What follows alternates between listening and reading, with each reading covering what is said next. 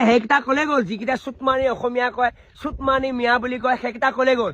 ভাই আগে ভিডিওটা শুনেন তারপরে উপরে টান দিবেন চুটমানি মিয়া বুলি কয় সেইকেইটা কলে গ'ল এই জুবিন দা যে ঢুকাল মানে ঢুকুৱা নাই আমাৰ মাজত জীয়াই আছে আজি জুবিন দাই দেখুৱাই থৈ গ'ল যে হিন্দু মুছলিম খ্ৰীষ্টিয়ান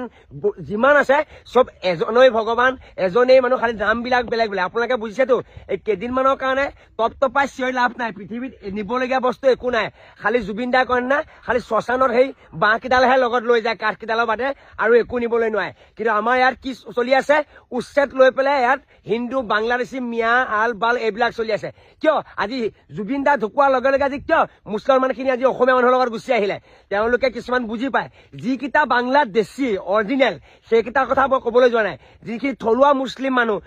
থলুৱা মিয়া আৰু যিখিনি অসমীয়া এই গোটেইখিনি মিলি পেলাই আমি অসমখন এক লগ হৈ থাকিব লাগিব আৰু সেই লাগিব প্ৰমাণটো আমাৰ জুবিন দাই অলৰেডি দেখুৱাই দিলে জুবিন দা আজি ঢুকোৱাৰ লগে লগে হিন্দু মুছলিম খ্ৰীষ্টান বড়ো যিমান আছে মোৰ মুখত ইমান ভাষা নাহেও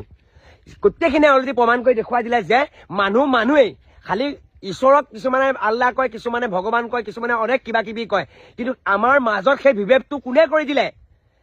আজি মামাই কি উচ্ছেদ কৰিলে যে চৰকাৰী মাটিখিনি লৈ থকাৰ কাৰণে তেওঁ নিজৰ কৰি ল'লে চৰকাৰে ল'লে কিন্তু আমাৰ কেইটামান অসমীয়া অসভ্য আৰু মিয়া অসভ্য কেইটামান মিলি পেলাই ইয়াত জাতিভেদটো ধ্বংস কৰিব বিচাৰিছিলে কিন্তু জুবিন দা যে এজন ভগৱান হয় সেই ভগৱান আজি ঢুকোৱা ভগৱানটো নুঢুকায় কিন্তু জুবিন দাৰ শৰীৰটো যে গুচি গ'ল সেই জুবিন দাই প্ৰমাণ কৰি থৈ গ'ল যে হিন্দু মুছলিম সদায় এটাই হয় মানে মিলি থাকিব লাগে এতিয়া সিহঁতকেইটা ক'লে গ'ল সিহঁতকেইটা গ'ল ক'লে মোৰ কষ্ট লাগে কিয় আজি সিহঁতৰ হৈ পেলাই এবাৰ জুবিন দা হৈ পেলাই একো এষাৰ মাত বোল দিয়া নাই লাষ্ট পাওঁ এতিয়া ক'বলৈ জুবিন দাই দেখুৱাই থৈ গৈছে যে মানুহ সদায় মিলি থাকিব লাগে আৰু যিদিনাখন যাব সেইদিনাখন এই বাঁহকেইডাল আৰু কাঠকেইডালে লৈ যাব এই মাজত ফেটফেটনি মাৰি লাভ নাই এতিয়া সিদ্ধাৰ্থ আৰু শ্যাম কানুৰ ওপৰত ভিডিঅ' বনাওক এই মিয়া অসমীয়া কৰি লাভ নাই কাৰণ আমাৰ মাজৰ পৰা এজন সম্পদ আৰু আমাৰ মাজৰ পৰা এজন ভগৱান লৈ গৈছে সিহঁতক ধৰিবৰ কাৰণে আজি